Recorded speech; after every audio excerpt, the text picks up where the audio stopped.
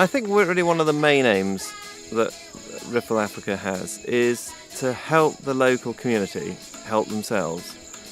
We have a saying that we provide a hand up and not a hand out. We don't really believe in just giving people food, for example. We want to help people produce their own food. 30 years ago, Malawians ate about 14 kilograms of fish a year. That has now dropped to 4 kilograms.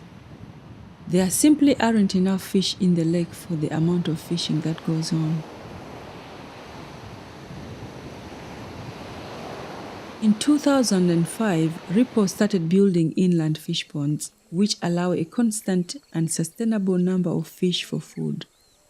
People are able to sell the fish from the ponds so that hopefully the fish population in Lake Malawi will slowly increase back to normal. Ripple is also encouraging keeping chickens and goats for eggs and meat.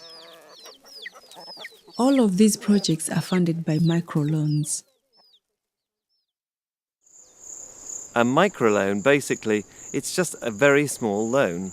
It could be £20, it could be £200. Normally not any more than that. And it's an amount of money which you lend to poor people who have no access to money normally. And so they can actually start a business. And once they've started that business, it can generate money and then they can pay that loan back.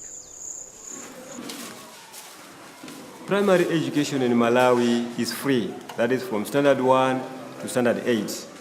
But when people go to secondary education, they start paying. Now, government schools, they charge a minimum of 1,900 per term.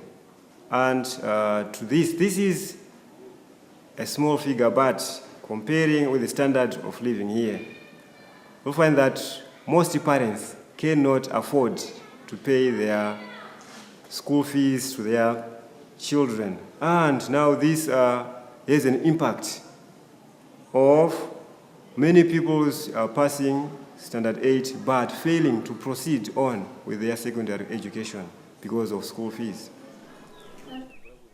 Last year, Ripple started building a new secondary school at Kapanda, and although it is now open, there is still a lot of work to be done. Vertebrate animals, yes? Yes, Susan.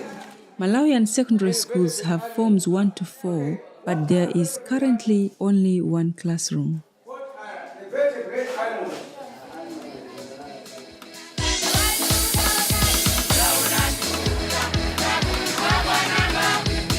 When we first started Ripple Africa about 5 years ago, one of the most important things that we wanted to do was to build a new secondary school, because the closest secondary school is over 12 kilometres walk away. So the local children, when they finish primary school, and if they're lucky enough to go to secondary school, had to walk 12 kilometres to school, 12 kilometres home again. And obviously, many of them didn't actually attend school that regularly. They desperately need to build another teaching block to make 4 classrooms in total. 2 more teachers' houses are needed as well to qualify for assistance from the Malawian government with buying textbooks and resources. The cost of this school is fairly low, mainly because Ripple is using local timber and is making its own environmentally friendly bricks. Normal bricks are made from earth and heated by fire to dry them out, whereas these new bricks are dried naturally in the sun, using less wood, which is better for the environment.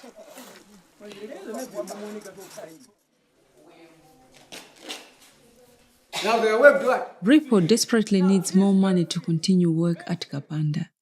At the moment, only one teacher works here and teaches all of the subjects alone.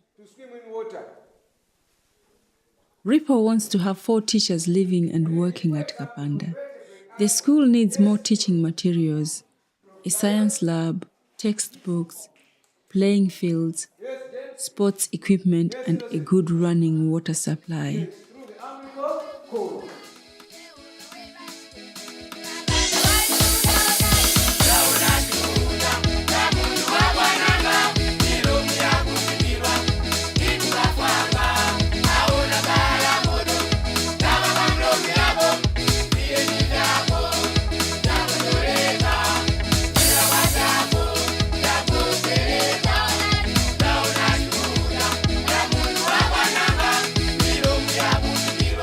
Africa is a small charity that relies on donations.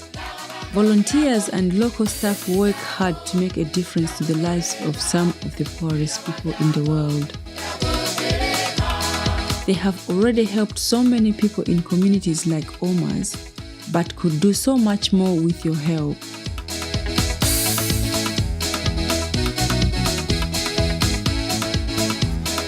Please help us to help Oma and others like her to have the chance of a good secondary school education by raising money in whatever way you can. Thank you.